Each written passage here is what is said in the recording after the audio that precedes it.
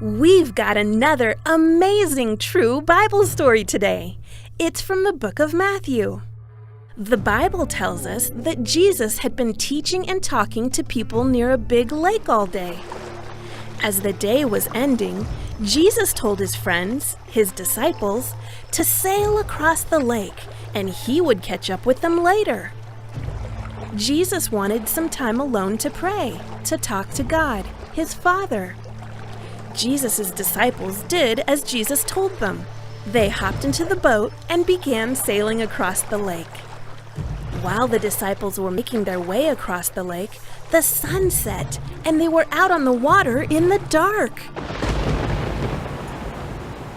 Not only was it dark, but then a big wind started blowing and caused huge waves on the lake. It was a scary storm.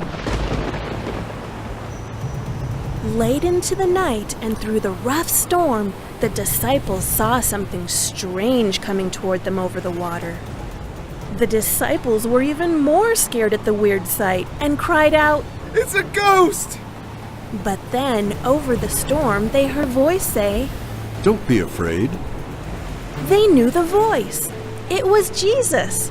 Jesus said, "Take courage, I am here."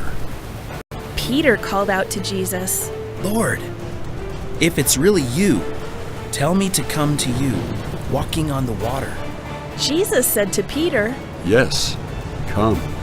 Peter stepped out of the boat and walked on top of the water toward Jesus. It was a miracle. It didn't take long for Peter to notice that giant waves still rocked the water, and the wind still howled. Peter was terrified and lost his focus on Jesus. Peter began to sink into the wild water. "Save me, Lord!" Jesus quickly reached out and grabbed Peter to save him from sinking in the water. You have so little faith.